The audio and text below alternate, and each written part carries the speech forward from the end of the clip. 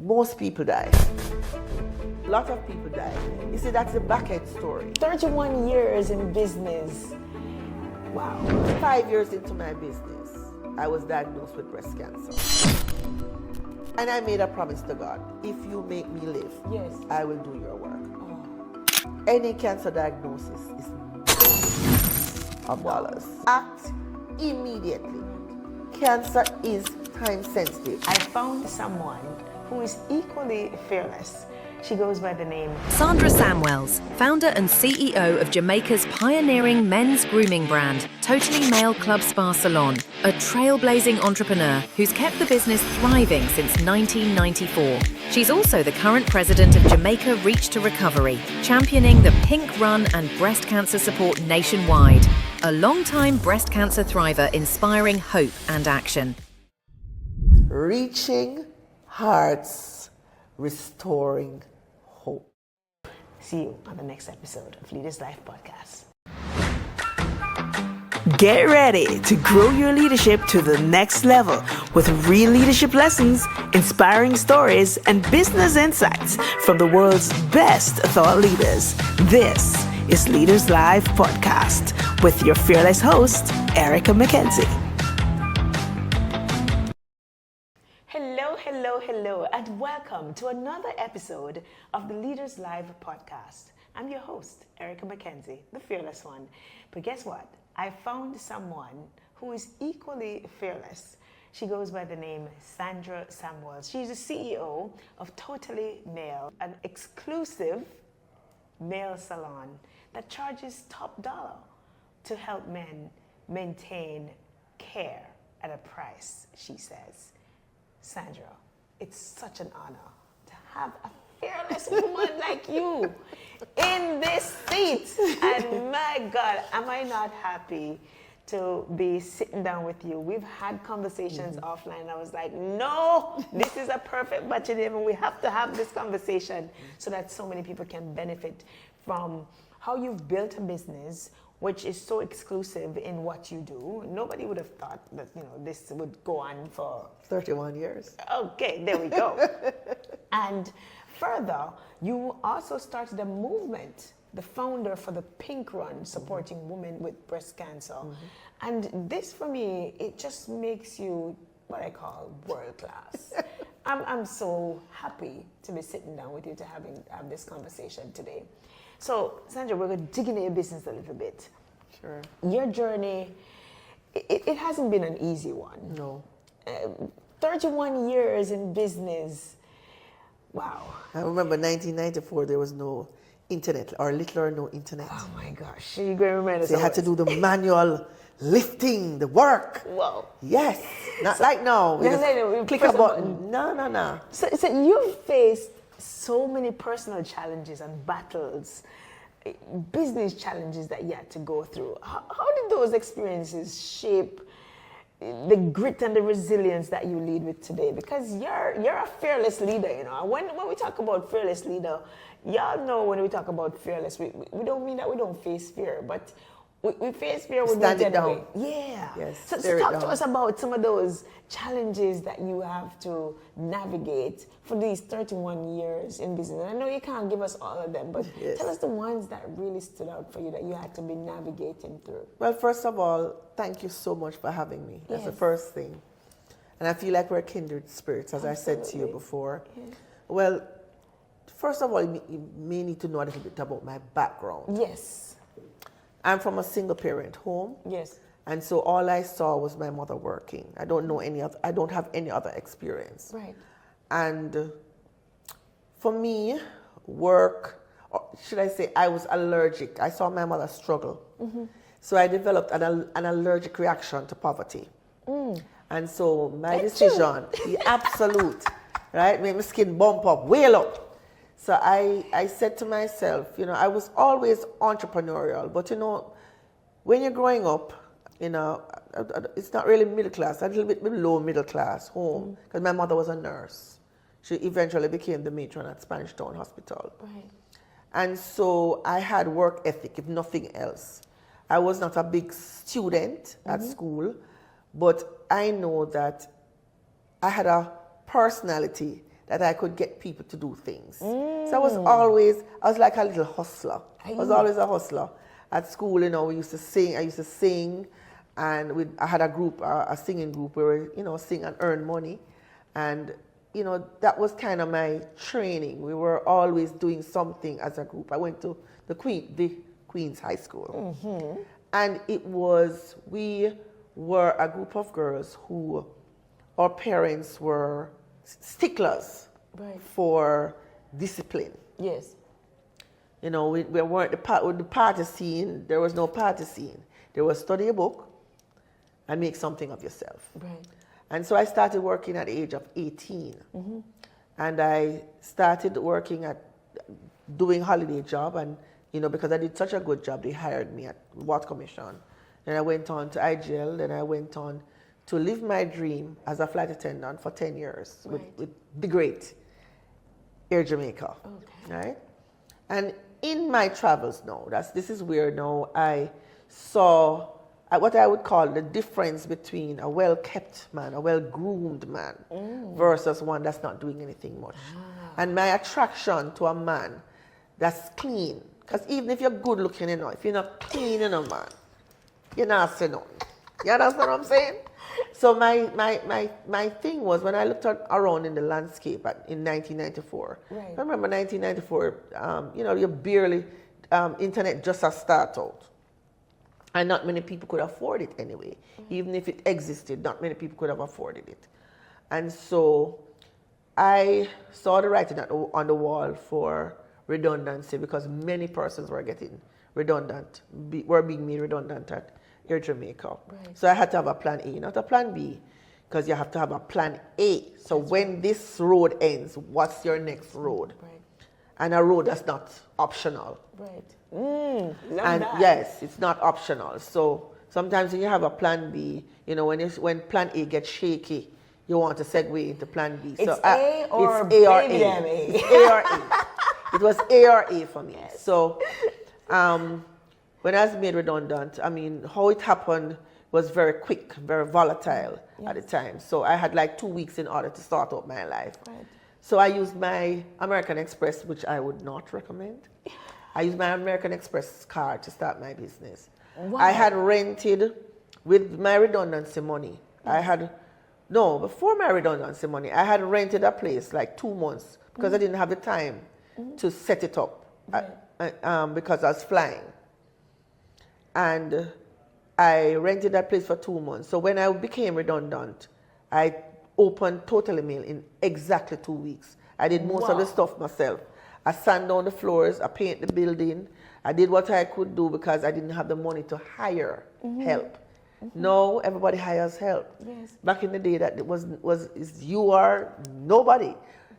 Of course, with the help of my friends, because I have a very strong village. Very nice. Yeah, very, very strong village, and I'm an only child. So my village is everything to me. So they came behind me, they stood behind me, because I had Totally Mail on paper. Because it's one thing to have a dream, but the dream becomes a plan when you put it in writing. So you can sit down and map it out, right? And price it. Because you have to be able to look at it and say, okay, I need X, I need Y, I need Z. And how much is that going to cost, and where's the money going to come from? So you have to have a plan. Absolutely. So with my plan, I took a plane, I went to New York, I bought all the things that I needed on my American Express card, because back in the day, you could only get an American Express card, through Stewart's Travel at the time, because I was with the airlines and I got paid in US dollars for my, my per diem. And so that afforded me, let me say afforded, because many people, unless back in the day, if you don't have a brand name, the bank's not talking to you. And so I had the American Express. The trouble with the American Express is it's not a credit card, it's a cash card. So you know that when the bill comes, it's due same time. So eventually I lost the card. Ball for about maybe a week. But it did what it needed to do. And I knew I was going to lose it. But I didn't have any ready cash. A member of my village carried me to a banker and sat me down at CIBC. And, it was hard for me to explain. How am I going to do this new concept? Right. Men taking care of themselves at a spa. Right. Only men, no women in there. No women. It's like, he says, Sandra, how am I going to sell this Oh my God. to the bank? And he had a very hard time. That client, Mr. Paul Chin, is still my client today. And we were just having a conversation that he had to bat for me because selling that concept in 1994 was next to impossible. Wow. And especially men who were not really accustomed absolutely. to... And you got it's various versions of why it won't work. Right. You know, we're in a homophobic society. Yes. You know, men not going to take care of themselves. But you see, I knew my personality, you have to follow your belly. And you had exposure too. And I had exposure, but not experience. So I had a little side hustle, which was because I had the option to travel. Right. I traveled to like New York, LA, and I bought clothing because myself and my girlfriend were living in the same house. She was already selling female clothing. Right. So I didn't want to compete with my friend in my house. Right. So I decided to take care of their spouses. So that's how I actually went into the male business. I sold clothes for a living. So when I did my feasibility study and I went to UTech, it was CAS at the time, and they did a feasibility study, and people were saying, you know, men don't shop every day, you know. But I said, okay, what do men do every day? They go to barber every week. So I said, okay. So I looked around the landscape and I said, you know, is there anywhere taking care of men? Right. Barber shop, we can promise, get the cut and them go through the door. Right. People are saying, you know, you're going to go on the market and there's uppercut and you can't compete. I'm like, I ignored all of them, to be honest. Right. Many persons said it would never happen.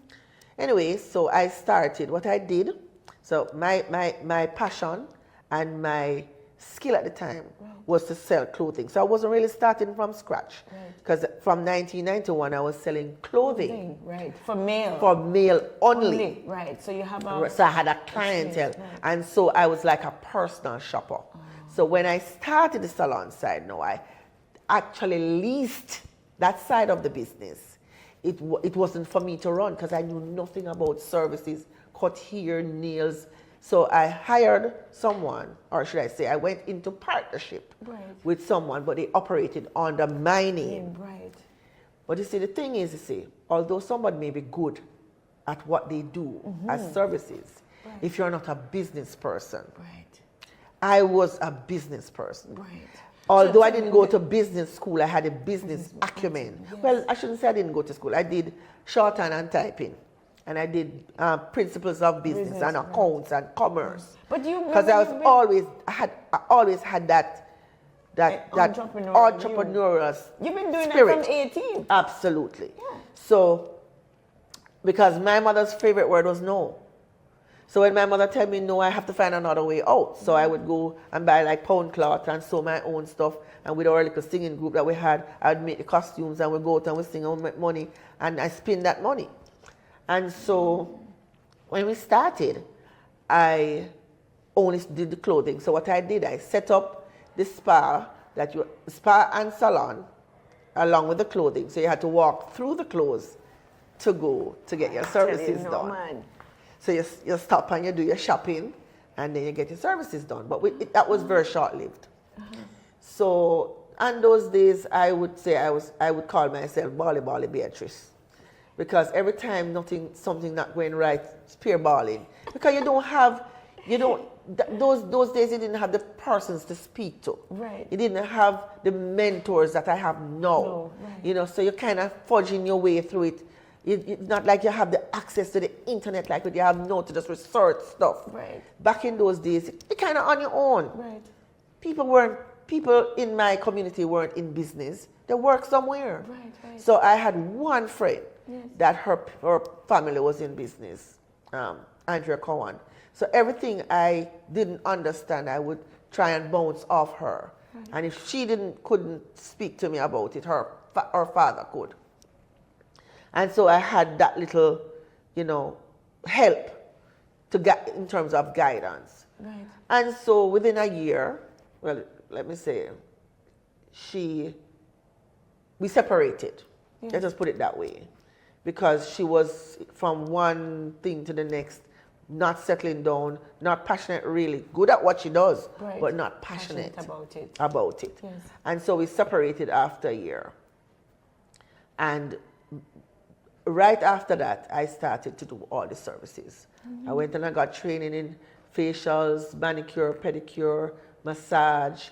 And the hair was a little challenge because there were no schools at the time. There was no heart to go to. Wow. So you would have had to learn barbering Right. at Jones Barbers down East Queen Street. And I couldn't because I couldn't do apprenticeship and I had my business to run at that time. So I had to hire a barber for him to teach me. Right. So once I started doing barbering, the men say, no more man to me thing. Oh, And what then you when saying? I go to look around for barbers to help, there were none, so I had to train. I had to help to train. So I found one girl, and she said she would give me her one day off. So it was between me and her for quite a bit of time. And then eventually I found another girl, and she could have done hair and cut. And so we kind of trained her and bring her up to speed. And that's all. So now we have all female barbers. So we have we have a cadre of 6 female barbers because we're more detailed. We make sure your nose clean, your ears clean, your doctor's appointments are made if you need to go to the dermatologist. We manage you. So I'm into client management. Yes. I'm not a barber. I'm into more client management. If you need to go to the dentist, I make sure I ask front desk to make the appointment for you. Because men don't really move. So you're doing all of that? All of that. So you're not just taking care of the hair? We That's offer why it care at a price. We offer care. So it's the total man. Absolutely. No wonder it if I had my way, and I think I will still have my way, when I eventually own my own location, it will be a wellness center for men. Oh my It will be. And that I'm sure it will be in short order. And I decree and I declare because it is so. Absolutely. Oh wow. Right? Absolutely. Yes. Because so that's how it evolved into Yes. what it is now. Yes. What makes Totally Male, and when I say it's a family, Yes. because I have a lot of my customers for over 20 years, 15, 20 years. Sometimes some persons there are for the entire 31 years. And I listen to them. Yes. And so sustainability for me is based on listening to my clients and letting them know that not only are they valuable, but valued to my organization. And so that's what keeps us going. Wow. Your resilience and your drive, though, is absolutely unmatched. I mean, just listening to you with the journey and what you've been through, and just not listening to naysayers. And what was it? It was never, because I was always. Well, I met a gentleman who was a friend of my aunt, and he looked at me one day. And he said, you see you? You're going to do things. You're always doing something, and you have a very progressive mind. And he always encouraged me. So that's why every chance I get, I mentor. Because, I was very sheltered because, as I said, I'm an only child. And my mother, she was a hard worker, but she was not one to take risk. She's risk averse. And so I had to look for it outside of my unit at home. And when I became an employer, because I used to be very judgmental as to why people do things, because I was in my little cocoon. Everything I needed, my mother supplied. And I grew up learning to satisfy with what I had until I can get it for myself. And so every chance I get, I sit down with these young ladies, because I only hire women as well, because my slogan is where women treat men exclusively. So it's all female, Right. and it became all female. It didn't start all female. right. It became all female because I realized when we're getting the calls, Right. men were very nervous as to, because when it says totally male, they don't know what to expect because it's unusual. Yes, right. it's an anomaly. Right. So Given the society that given we the live in, society. yes. So to eliminate the 1,000 questions, we just hired all female To balance to that. balance that and to remove the fear of who is doing me, what they're going to do, if I go there, what people going to say, that kind of thing. Right. So That was just, you're brilliant. to me, Yes. I'm living a purpose-driven life. Yes. You talk about struggle Yes. and experiences and challenges. 5 years into my business, I was diagnosed with breast cancer. Whoa. And at the time, I wasn't the type of person to delegate. I wouldn't take vacations. I wouldn't take breaks because I felt that I had to be earning every dollar, running down every dollar because I want to be rich. Right. When I was diagnosed with breast cancer, it gave me a whole new, let's say the glasses were removed Right. from my eyes and I saw life completely different. Persons who you thought would have stepped in didn't. Wow. Persons who you didn't see would step in did. Right. And so the whole experience for me is life goes on whether you do or you don't. So you have to choose the quality of life Yes. that you want. Yes. And so family became premium because when I looked at it, I was here fighting, staying up in the business until 12 o'clock at night. And I could have been gone just like that. That's right. Fortunately for me, I was stage 2 Right. breast cancer. And all I said to the doctor was, whatever I need to do Right. to make me survive, Right. I am willing. Wow. Acceptance is a big part of survival. I tell persons that I counsel now that your brain power, your spirituality, your faith has a lot to do with survival. I would say even equal amounts to the medication. Right. Because if you are in a place of not accepting your situation and delay treatment, Yes. and cancer is very time sensitive, Right. you may find yourself not being here. Right. And so as an only child, and I watched my mother stress out Right. because she was faced now with losing her only child. Right. I decided, it was a decision, that from that moment forward, Right. my life would be of value. Happiness was my priority, Right. right? It became my priority. And that was how you defined it. Absolutely. And so I went in search of knowledge, Right. understanding, spirituality. I read a lot. Oprah was very instrumental in my learning because I'm not a reader. Right. I was not a reader, but I discovered audiobooks, which is the best thing since sliced bread. So you're more audible. Absolutely. Right. I will watch podcasts from now until, well, they didn't have podcasts then, but it was Oprah, shows. They had shows. Yes. Wouldn't call them podcasts at the time.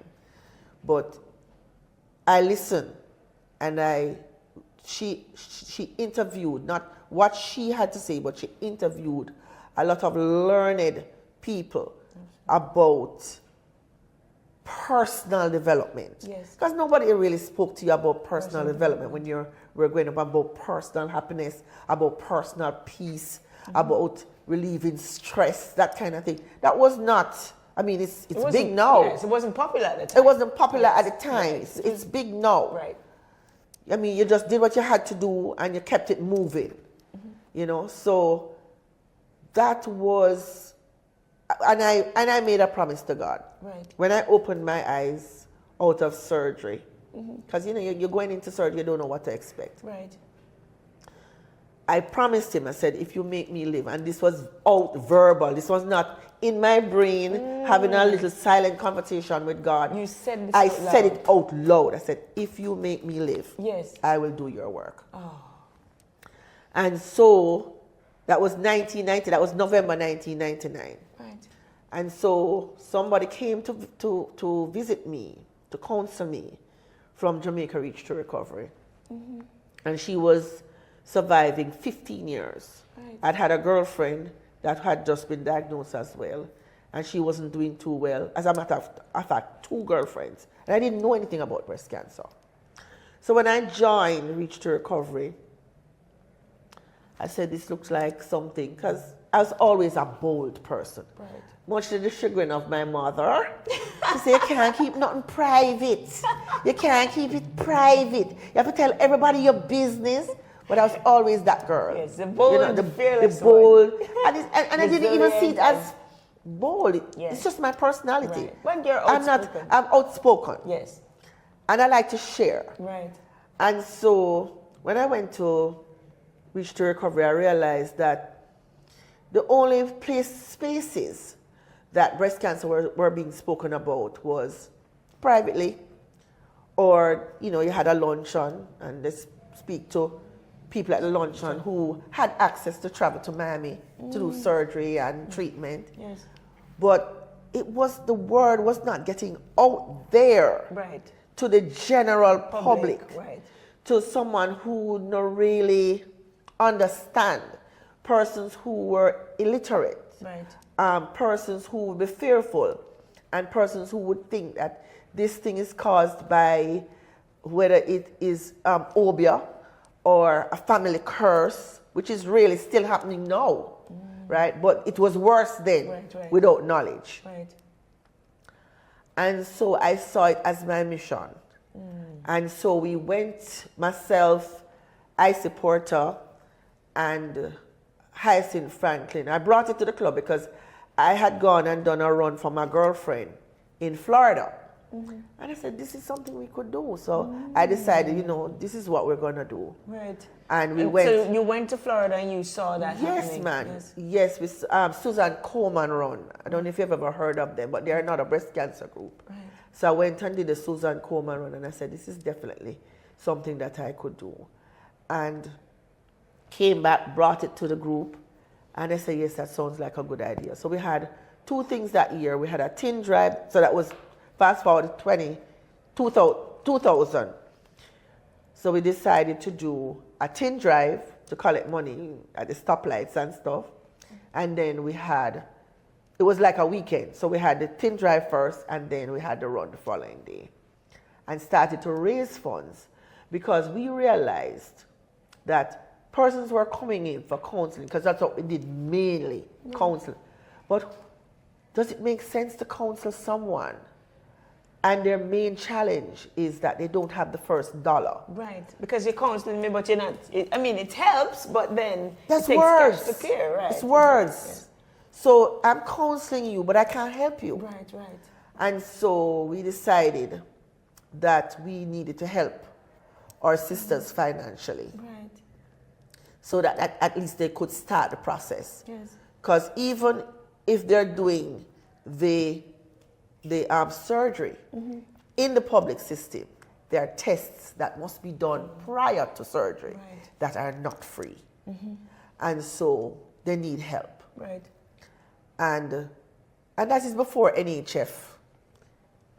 NHF came on after that, offering discounts for medication, And so on. because any cancer diagnosis is millions of dollars. What kind of money are we talking about? We're talking about radiotherapy privately, $3 million up. What do you mean? $3 million for the treatment. And you're not talking about chemotherapy yet. And chemotherapy can start anywhere from $1 million it all depends on the type of chemotherapy. Right. Maybe a little cheaper, but it all depends. It can be tablets because now you have various different types of chemotherapy. Whoa. Right? So, but we're talking about it can be millions, depending. It's worse if you have like triple negative breast cancer. So God we're talking help about those people. millions. Most people die. Wow. A lot of people die. You see, that's the back end story. Yes. And to be honest, Yes. if I did not have breast cancer and be involved with Jamaica Reach to Recovery, I would not know either. So I'm not blaming Jamaica. Right. I'm just saying that light has to be Yes. shone on this very Yes. serious, and I would call it an epidemic, because we're talking about 1 in 8. Right. Just think about 1 in 8 women in a room Yes. will have breast cancer. Wow. And a lot of what I realized when I came public, people came up to me, me too, me too. So we talk about early detection. Right. We have 14 parishes in Jamaica. Right. And at least 6 of those, there's none in St. Thomas, although I hear that there's something coming on stream shortly. Private, however. Right. There's none in Portland, there's none in St. Elizabeth, there's none in St. Mary, there is none in Hanover. And so these people in St. Elizabeth will have to go to Mandeville for a mammogram. Which is hours away. That's correct. So what I'm saying, we have to change how we manage breast cancer in this country, because a lot of persons are, as I said before, coming in late stage breast cancer. 1, because of a lack of knowledge. Right. 2, they don't have access to mammography. 3, it's not standardized. You go to the doctor, they ask you about hypertension and diabetes in your family. Nobody does a family history on cancer or breast cancer for that matter. And so by the time they reach the doctor, it's because they have found a lump. Right, right. Women need to start having their mammograms at 40. Prior to that, you need to be checking your breast yourself. Right. Right? And so, there are things around the breast or examination. if you have it in your family, you can get the BRCA test done. Right. To find out if you have the gene. And the where BRCA do gene. people go to do that? To be honest, I'm not sure where the BRCA test is being done now. Right. I'm not sure if it's UA, but I believe you can get the test done and it is sent overseas to be tested and sent back. What does that do? It tells you whether you are genetically predisposed to breast cancer. Gotcha. So like Angelina Jolie, she removed her 2 breasts because she had the BRCA gene. Okay. And so women here So even are without choosing you to knowing do that. That's correct. Okay. Right? So even without you knowing that you have it, you can choose to do that. That's correct. Because if you have the gene, chances are you will eventually get it. So it's a preventative measure. Right, That's correct. right.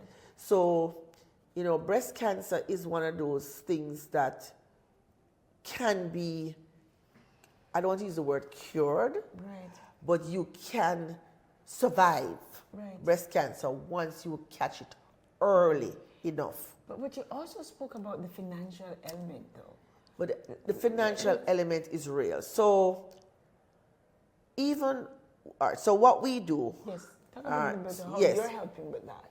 Okay, so what Which we is do like at literally Jamaica, saving lives. what we do at Jamaica Reach to Recovery, the funds that we raise, because we have an annual fundraiser. It's our only fundraiser. Which is the pink one. Which is the pink run that we have had. This is now our 26th anniversary this year. Wow. And what we do, we offer each person access to $150,000, which is not much. However, with $150,000, you can get a needle biopsy, you can get a bone scan, you can get a CT scan, you can get medication, you can put it towards your surgery, you can put it towards anything to do with breast cancer, a mammogram. It's a start. It's a start, Yes. because the waiting list at the public hospitals are extremely long. Right. The dates that they're getting is 6 months, 5 months, which is untenable. Right. So Especially if you something have... has to be done. It's not a if but or maybe. So Right. a part of our mission is advocacy as well, because we have to advocate for things to change, because it's the best kept secret in town. Because as I said, if I wasn't diagnosed with breast cancer and being involved, I wouldn't know what's happening in the background. Right. Now you have proximity to the problem, so because Absolutely, you're in it, right? absolutely. So you have people waiting months to get a mammogram, people waiting months to get their results after getting the mammogram, because we have another serious chronic problem of not having persons to do the mammograms. And once you do the mammogram, we don't have anybody to read the mammogram in the public sector. Or should I say, very few persons. So radiographers and radiologists are in extremely short supply, even in the private sector. And why is that? Is it just a... I think they get more money overseas, right? They get more money overseas. There's a brain drain issue. Had a conversation about it. You know, we're told that even if they have them do the training and bond them, you know, overseas, take them and pay out the bond. So we have to find a way to keep them here, because our women are suffering. Well, women and men, because we had one male member who unfortunately passed this year. He had breast cancer. The challenge with men having breast cancer is that they normally find out late. And so, because they don't check for it. Right. They so don't men check are for supposed to do this self-examination as well. You spoke about that earlier. If you have cancer in your family, that is one of the indications that you really need to be checking. You need to be in love with yourself. But how do you know? Because, I mean, you spoke about the, you know, people are not, and I find, like, stepping up to say, let me go do that research. Because of fear. Because of the fear. Because of the fear. So my basic rule is, men and women right now. My basic rule is, any lump, any bump, any hump, get it tested. Right. Don't sit down and say, which is a normal saying, I'm going to watch it till next month. Right. You know? No. Act immediately. Right. Cancer is time sensitive. Right. Now, I want to speak to a sector of the society that believes also in natural remedies. Medicine. Right, yes. Now, I'm not saying that the natural way doesn't work for some. Right. But the truth is, you are taking a risk if you don't know your type of cancer, because it's different types. Right. Right?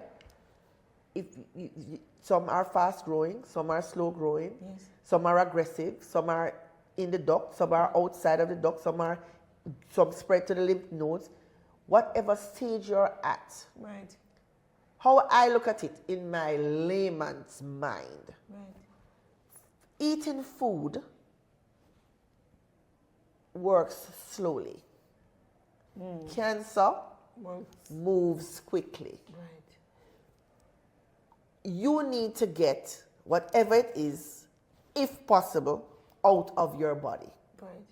So surgery, if it's an option for you, is critical. Right. That's So the first thing. Get that done quickly. Get that done quickly. A lot of people talk about chemotherapy being poison. I'm not saying it isn't. Right.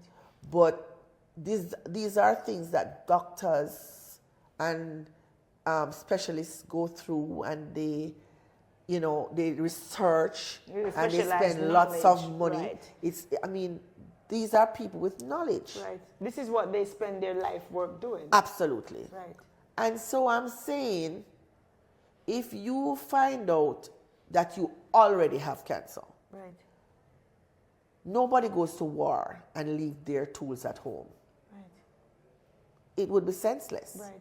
So why would you fight breast cancer without using all that you have And all the resources. to your disposal? Right. So my thing is, once you get tested, once you're told that they see a lump or whatever, and you can afford, because affordability is major. And I want you to look at affordability also in a different way. Right. We have, I don't like to use the word poor, because poor is a state of mind sometimes. Yes. It is a state. Right? I like to use the word not having enough. Right. Or access to that, the resource that you need. That's at correct. The time. Yes. And so if you don't have access to finance at that time, Right. one will have to go in the public system. So what we need to do is to try and to be as proactive as possible, meaning eating healthy, a healthy lifestyle, exercise, don't live a dormant life. So you want to give yourself the best fighting chance Right. possible. Right.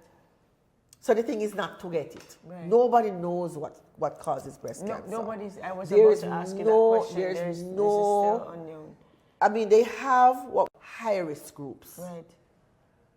Persons that do certain types of jobs with lots of sprays, if they are exposed to a lot of toxic fumes, persons who are overweight, obese, people who already have cancer in their families. And these people are classified as high risk. High risk. Yes. And the thing is, what cancer really is are cells that grow out of control. Right. And so if you can manage your, the word is eluding me at the moment, your immunity, Right. your immune system. Right. Your immune system needs to be up Right. And what are at some of the all things times. you So know that healthy work? lifestyle, Absolutely. The diet, taking the exercise. supplements, diet, exercise, eating right. Because your Yes. food, your medicine, your food, or your food is Food your is your medicine. medicine. Right. So If you do that up front. if you do that up front, Right. you stand a better chance, right? And so it's hard because if you have cancer and you don't have the money to fight it, Yes. it's an uphill battle. But we talk about making sure that you have the right diet and thing in place. Is there any particular foods though that you find? Well, that we need to okay, be, so like, sugar is staying not away your from? friend. They Okay. tell you point blank Yes. that sugar is not your friend. Right. Things like sugar, things like smoked meats, things like Smoked meats. What are some of those? call my name, bacon. You're Hot serious? dogs, yeah. Smoked foods. Wow. You have things that are genetically modified foods. That's why persons say, it's always best to eat organic. Right. So they don't have no pesticides on the food, because a lot of us don't wash our fruits properly. But So how do even we though know? some of us are eating fruits, Right. the pesticides that are on the fruits, How do we know, Sandra? We don't have a microscope. I know, but we have to just operate from a place of caution. Wow. So just to be, on top of your game at all times. Yes. So you have to manage the amount of food that you eat, Yes. so you don't become obese Yes. and things like that. But your mindset, stress, Yes. stress is a killer, right? So you want to reduce your stress as best as possible. You want to also think good thoughts, Yes.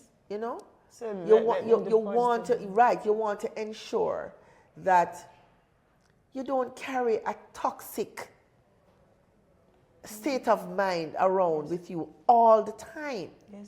You want to think good thoughts. You want to make your body relax. Yoga is good, meditation is good, things like that. Right. As I said before, when I was hustling, Right. let's call it that, rest was not a priority. Right. Sleep is a priority for your mental health. Right. Things Wow. like that we take for granted. Yes. Yes. Right? going to your bed at a certain time, eating, drinking water, things like that, eating fresh fruits and vegetables.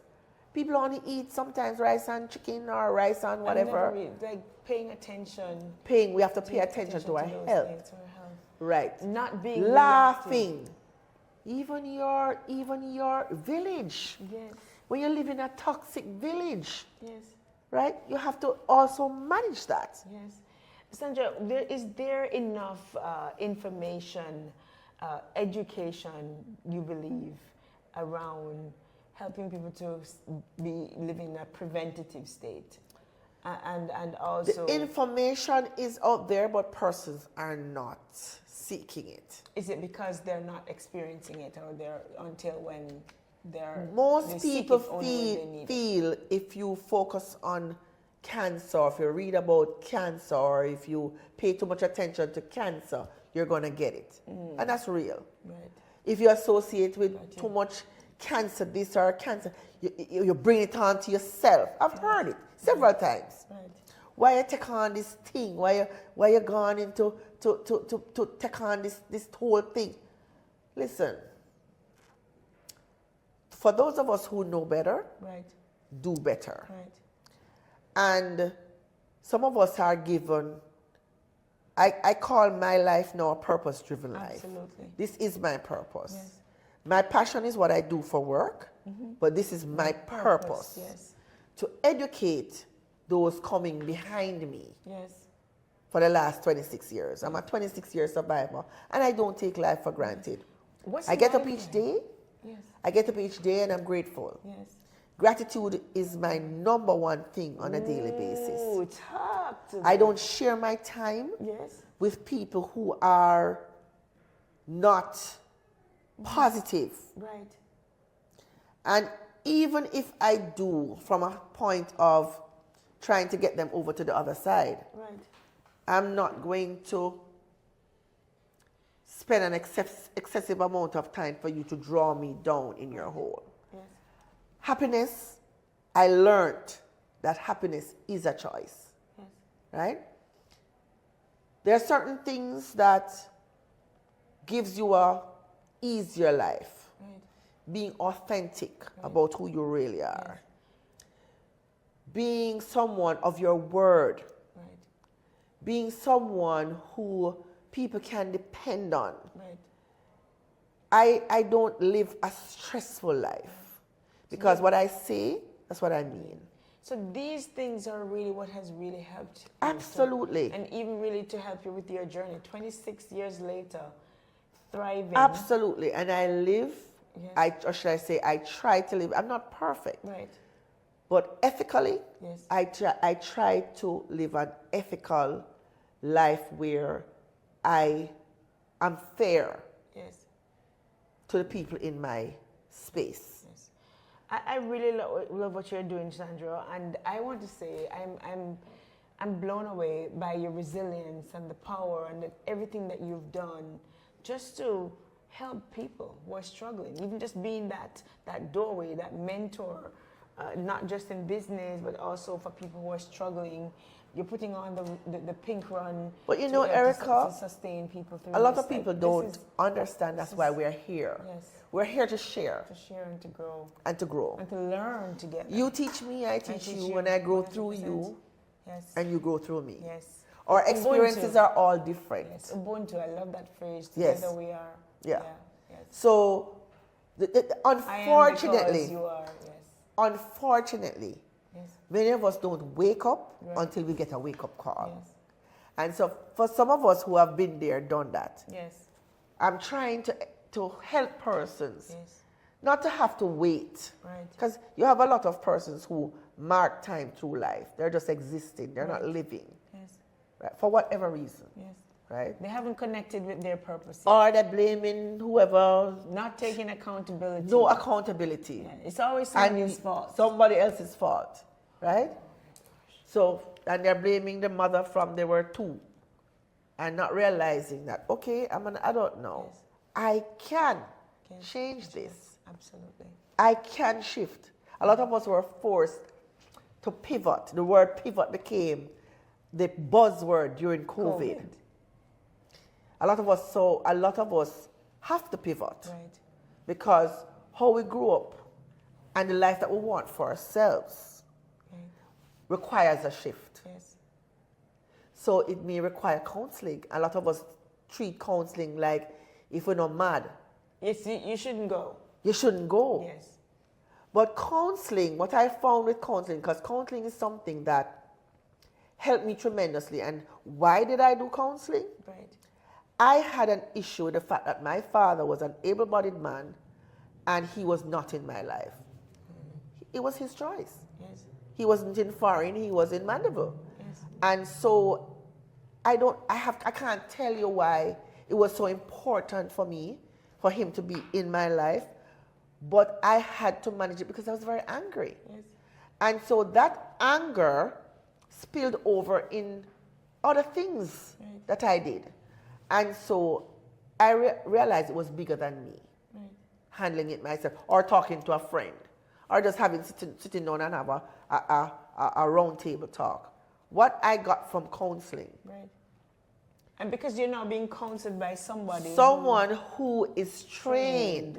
Yes. To listen to what you are saying. And ask the right questions. And ask the right question. To unlock the answers. That's correct. That's right. So most of the times, yes, we think that this is a problem that we are having. Right. That was just a symptom. Yes, yes, it was yes. something from before. Yes, 100%. Do you understand? Yes. So how can a man who is not in your life has such a big effect on you? Right. Something else. Yes. It's coming from somewhere else. Yes, yes. Right? And so when you're having a conversation with her and she's like, and she gives a different perspective. Yes. As to, okay, but you're saying this, but this is what we are really saying. Yes. And when she said to me, you need to stop living your mother's life. Because I was so angry with my mother for still loving my father, who I thought was not worthy of her love. Yes. And she said, stop living your mother, live your own life. Yes. Your mother is not going to change. That's who she is. Yes. And you need to accept that. it. Because you can't change that. Because you can't change it. Sandra, tell us though, because I mean, you're doing a lot for the Pink Run and really helping so many people. When is it this year? Yes. So that people So can it's know October. more about it. It's October 26th at Emancipation Park. Yes. And last year we had almost 12,000 people. And this year we're seeking to have 15,000 people. And we are trying to raise 25 million. Last year we raised 20 million. Right. And this year we're trying to raise 25 million because the need is great. Yes. We still have money in our kitty. Yes. And that's because not many people still know about us. Right. So we are trying, our drive this year Yes. is to ensure that people know who Jamaica Reach to Recovery is, Yes. who we are, what we do, what we offer. Because so many people are still out there walking around with their bras stuffed. Right. When they could easily buy a prosthesis from us or come and get one free Oh my if they can't goodness. afford it. Whoa. Because our motto, one of our mottos is no woman must be left behind. Right. Because just being balanced Yes. has a very negative effect Yes. on her self-esteem. Yes. And when your self-esteem is low, Yes. everything else goes south. Yes, 100%. And there's a lot of households in Jamaica, unfortunately, run by women only. Absolutely. So when the mother is out of sorts, the family is out of sorts. Listen. And so it's a very important job that we are doing there. October 26th. October 26th, 6 a.m. in the morning. And it's a lot of fun. It's called the Pink Run. And we'll be having a lot of fun, but a lot of education as well. And talk about the theme this year. The theme this year is Reaching Hearts, Restoring Hope. Oh my goodness. And that you have done through modeling it, remaining resilient, and really being that model that people who are struggling right now can look to. Yes. And I'm so excited. I'm grateful to have met you. Thank you. And also, I stand And just let behind people you. know where they can Yes. go. Yes. Our secretariat Yes, tell us some is more at about that. 16 Lady Musgrave Road, Yes. which is the same space as Jamaica Cancer Society. Right. We are an affiliate of Jamaica Cancer Society. Right. We are a registered charity, so the corporate groups, right, can Talk write to it them. off. Talk to right? them The into corporate the groups camera. can write it up because we are a registered charity. Right. And we, at Reach to Recovery, as I said before, we sell prosthesis, very beautiful bras. We also do gym wear because we have to make sure you keep up that healthy lifestyle. Yes. We sell swimsuits, and these are all specifically for persons with one breast or no breasts. Right, And we sell the swim forms as well.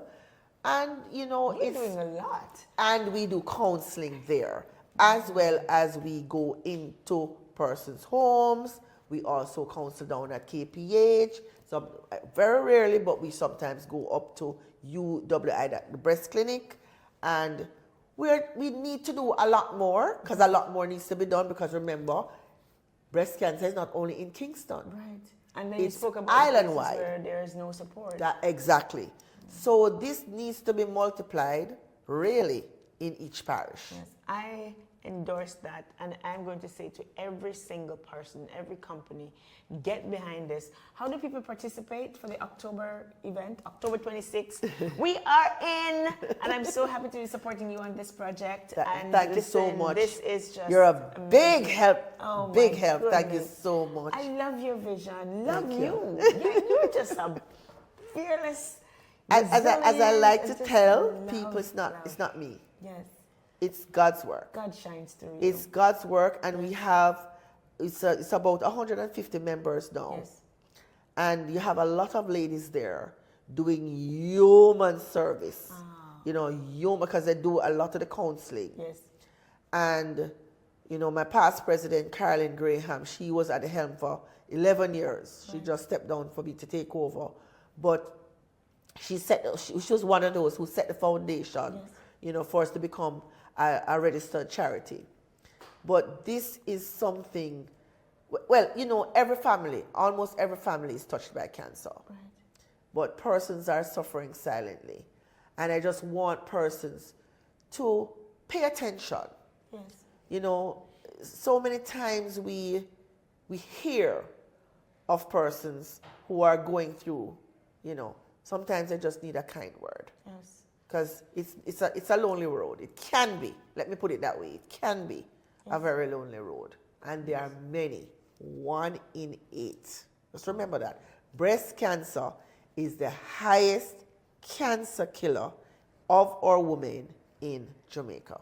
Well, I am really looking forward to doing this with you, and you should be too, because this is the mission. This is a mission. This is a God-given purpose. God-given that purpose. you get to do, that God assigned you to help so many people.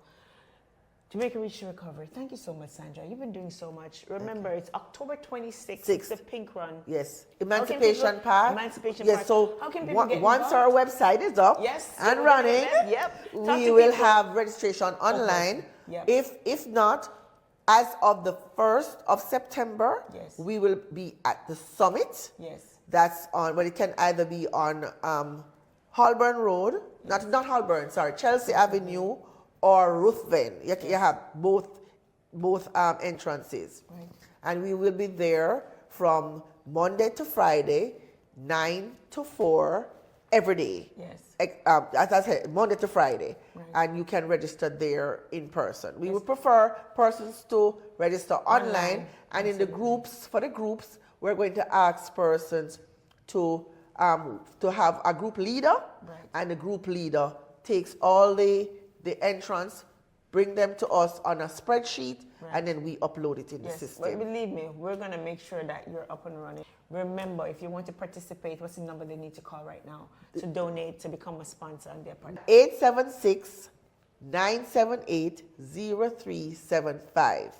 And we are on IG, Jamaica Reach to Recovery, and we are on Facebook, Jamaica Reach to Recovery. Right. So It's a pink run. We're supporting a worthy cause. We're saving lives. one woman at a time. Reaching hearts, restoring hope. Such a beautiful thing. Love what you're doing. Thank you so much, Sandra. And thanks for Absolutely having me. Love you. Thank you for Love you. all that you do. Thank you so much. This was another episode. We are reaching hearts, restoring hope. please come alongside the Jamaica Reach to Recovery this October and help to save more lives for women struggling, overcoming breast cancer. Absolutely. Love that. We're Thank you. thrivers. We're thrivers. Until the next time, the next episode, when another fearless leader will be sitting in the seat, we thank you so much for watching and for listening wherever you are in this world. And remember to contribute to this particular episode where we are restoring hearts and, say it again? Reaching hearts. We're reaching hearts. Restoring and restoring hope. hope. See you on the next episode of Leaders Life Podcast. Bye for now. Thank you for listening to the Leaders Live podcast with me, your host, Erica McKenzie. And remember, live to lead fearlessly.